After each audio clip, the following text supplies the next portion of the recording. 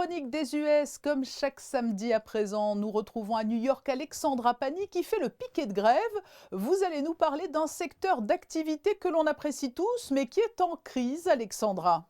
Bonsoir à vous. Vous serez sûrement d'accord avec moi, les rues de New York sont depuis toujours l'un des décors favoris des cinéastes et réalisateurs de séries télé. West Side Story, Une journée en enfer, Quand Harry rencontre Sally, ou encore Sex and the City et Les Sopranos, pour n'en citer que quelques-uns.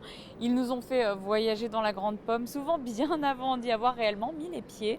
Mais l'actualité dont je voulais vous parler aujourd'hui, ce n'est pas la sortie d'un nouveau film, bien au contraire, vous l'avez dit, le secteur du 7e art est en crise depuis plusieurs mois. D'abord à Los Angeles, puis dans tout le pays. Les scénaristes, dans un premier temps au mois de mai dernier, se sont mis en grève, rejoints ensuite par le puissant syndicat des acteurs SAG-AFTRA. En juillet, à New York, ils ont pris pour habitude de se réunir le matin devant l'un des sièges de la Warner Bros. Je suis allée à leur rencontre, on écoute ce qu'ils ont à dire.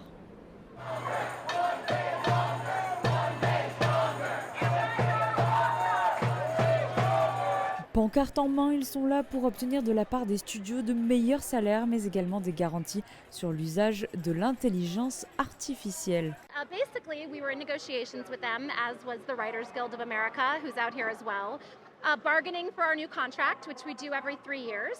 Unfortunately, we came up against a lot of roadblocks, especially in terms of residuals for streaming platforms, artificial intelligence protections, and a number of other things that we really went in earnest as a negotiating committee fighting for, and we just didn't see eye to eye. They didn't come our way, and so we're using our strength as a union to strike and send the message that we won't accept anything less than a fair deal. Hollywood fermé, l'industrie du cinéma et de la télévision pour la première fois à l'arrêt en 63 ans, et des conséquences qui se font ressentir depuis plusieurs mois avec des tournages au point mort et des sorties repoussées. We have dozens actually of other locals outside of New York and LA. Los Angeles is the largest, we're the second largest. We have Atlanta, Chicago, Washington Mid-Atlantic, San Francisco, Hawaii, tons of other locals.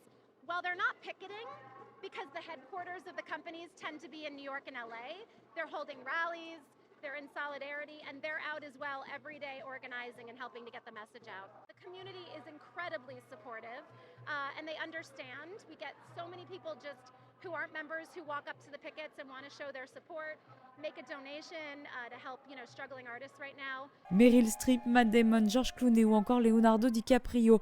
Plusieurs stars ont contribué à hauteur d'1 million de dollars chacun à ce fonds, car l'objectif de cette grève, c'est aussi de rappeler que la majorité des acteurs ne sont ni riches ni célèbres, mais qu'ils sont tout aussi importants que les têtes d'affiche dans la réalisation d'un film, et se battent donc pour que le métier de comédien soit une carrière viable. Acteurs et scénaristes parlent d'une même voix dans la rue et ils ne comptent pas laisser tomber leur combat.